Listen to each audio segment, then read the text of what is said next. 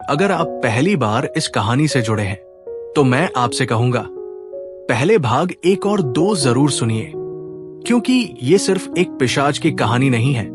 ये उसकी रूह की सजा है और एक इंसान लड़की की जो आग बनकर उसकी बर्फ को पिघला रही है।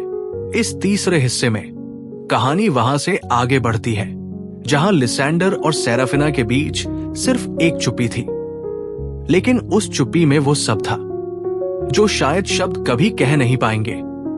अगर आपने पहले दोनों पार्ट नहीं देखे तो कृपया जाकर पहले उन्हें देखें, तभी इस तीसरे हिस्से की गहराई आपको छू पाएगी। अब चलिए लौटते हैं उसी टूटी हुई चर्च में जहां आग जल रही है और दिल धड़क रहे हैं। मैं 500 साल से मरा हुआ हूं, लिसेंडर ने बिना सिर उठाए कहा। ठंडा होना तो बनता है। आग की लपटें चर्च की दीवारों पर नाचती हुई छायाएं बना रही थी। सेराफिना ने हिम्मत जुटाई। तुम मुझे बार बार क्यों बचाते हो? मेरा खून तो तुम्हारे लिए भी खतरनाक है ना? लिसेंडर ने आग में एक लकड़ी फेंकी, क्योंकि तुम्हारा खून उस शैतान को नहीं मिलना चाहिए। किस शैतान को? इजोल्डे, पिशाचों की रानी, वही जिसने मुझे ये श्राप दिया था। लिसेंडर ने अपनी आस्तीन ऊपर की। उसकी हथेली पर एक गहरा निशान था, सलीब का निशान, जैसे किसी ने उसे लोहे से जलाया हो। 15वीं सदी में मैं एक शूरवीर था, उसने कहा। इजोल्डे ने मुझे तब पकड़ा जब मैंने उसके अत्याचारों के खिलाफ बगावत की। उसने मुझे पिशाच बनाकर सजा दी ताकि मैं हमेशा अपनी बेबसी याद रखूं। सेराफिना ने धीरे से उस निशान को छुआ। यह तुमने खुद बनाया? हर बार जब मुझे लगता कि मैं पिशाच बनता जा रहा हूं, ये निशान मुझे याद दिलाता है कि मैं कभी इंसान था। चर्च की खिड़की से चांद की हल्की रोशनी अंदर आ रही थी। लिसेंडर ने अपनी तलवार निकाली, वही चांदी की जिससे उसने कई पिशाच मारे थे। अमर होना कोई वरदान नहीं सेराफिना, ये एक पिंजरा है। हर रात तुम्हारी यादें तुम्हें कचोटती है और तुम उन्हें भुला नहीं पाते। सेराफिना ने उसकी तलवार पर उंगली फेरी। तुम इजोल्डे से लड़ते हो, मगर क्यों? क्योंकि अगर वो तुम्हारे खून तक पहुंच गई, लिसेंडर की आंखों में डर चमक उठा, तो इस दुनिया में कोई उसे रोक नहीं पाएगा। सेराफिना आग के पास बैठ गई और अपने घुटनों को गले से लगाकर बोली, मैं तुम्हारी मदद करूंगी। लिसेंडर हल्का सा हंसा। पहली बार? तुम एक इंसान लड़की? हाँ, उसने नरमी से कहा। क्योंकि मैंने आज ही सीखा है, उसने जवाब दिया, कि पिशाचों से लड़ने के लिए इंसानी दिल चाहिए, और तुम्हारे पास वह अब भी है। लिसेंडर ने अपनी तलवार उसकी ओर बढ़ाई। तो फिर सीखो कैसे मारा जाता है उन्हें जो मौत से भी नहीं डरते। दिन में लिसेंडर उसे सिखाता चांदी के खंजर चलाना, पवित्र पानी से पिशाचों को भगाना और पत्तों पर ऐसे चलना कि आवाज भी न हो। सेराफिना बहुत तेजी से सीख रही थी। उसके वार सधे हुए और तेज थे, लेकिन रात होते ही चर्च की टूटी खिड़कियों से उसकी आवाज गूंजने लगती।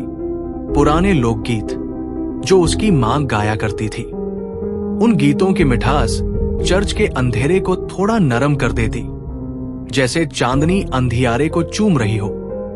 एक शाम लिसेंडर ने उसे आग के पास गुनगुनाते हुए सुना। उसकी आवाज में एक दर्द था, ऐसा दर्द जो 500 साल पुराने पिशाच को भी छू गया। तुम अलग हो, उसने धीरे से कहा, अपनी आवाज को नरम बनाते हुए। किससे अलग? सेराफिना मुस्कुराई। उन लाशों से जिन्हें मैंने चाहा था। वो हंस पड़ी, लेकिन लिसेंडर की नजरें उसके होठों पर टिक गई। कुछ रातों बाद सेराफिना ने आग के सामने बैठे बैठे पूछा, क्या पिशाचों को सपने आते हैं? लिसेंडर ने लकड़ी को आग में धकेलते हुए कहा, हाँ, लेकिन सिर्फ उन चीजों के जो हमने खो दी। तुम्हें किसका सपना आता है? वो कुछ देर चुप रहा। आग की लपटें उसके चेहरे पर नाच रही थी। धूप, उसने फुसफुसाया। और एक औरत जिसके बालों में चमेली की खुशबू आती थी। सेराफिना का दिल एक पल को रुक सा गया। चमेली, उसके बचपन के घर के आंगन में भी तो चमेली के पौधे थे, उसकी माँ रोज उन्हें सींचती थी। वह औरत कौन थी? सेराफिना ने पूछा। लिसेंडर ने आंखें बंद कर ली। मेरी पत्नी। इजोल्डे ने उसे मेरी आंखों के सामने मार डाला जब मैंने उसकी गुलामी से इनकार कर दिया। सेराफिना ने अपना सीना थाम लिया।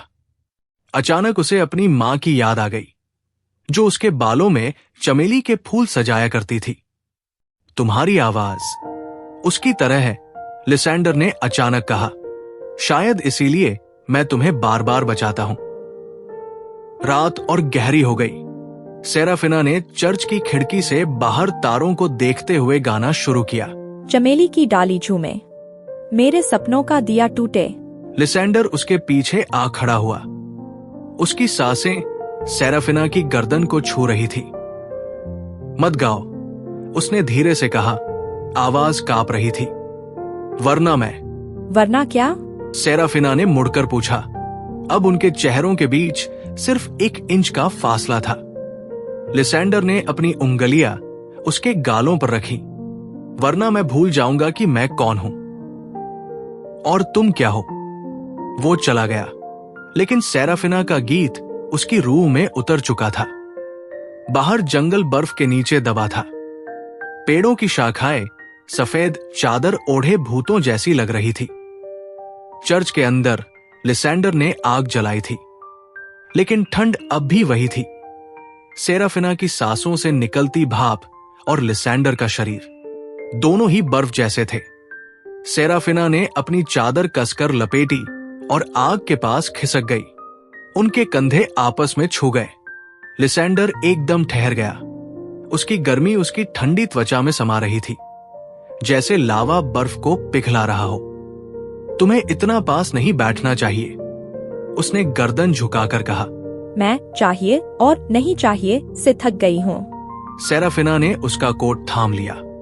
उसकी उंगलियां कांप रही थी, लेकिन आंखों में एक अजीब सी जिद थी। लिसेंडर ने धीरे से उसका चेहरा अपनी हथेलियों में लिया। उसकी उंगलियां सेराफिना के होठों पर आकर रुकी, जहां गर्माहट धड़क रही थी। अगर मैं तुम्हें चूम लूं, उसकी आवाज भारी हो गई, तो मैं रुक नहीं पाऊंगा। तुम्हारी सांस, तुम्हारी धड़कन, तुम्हारा खून सब पी जाऊंगा। मुझे तुम पर भरोसा है, सेराफिना ने कहा, उसकी ठंडी सांसों को अपने चेहरे पर महसूस करते हुए। भरोसा मत करो, लिसेंडर ने कराहते हुए कहा। लेकिन तभी सेराफिना ने बाकी की दूरी खुद मिटा दी। उनके होठों का स्पर्श जैसे बिजली सा था। एक क्षण के लिए लिसेंडर ने महसूस किया जीवन का स्वाद। जानिए आगे की कहानी पार्ट 4 में। विक्टर का श्राप पार्ट 4, दी वैम्पायर कर्स कंटिन्यूज।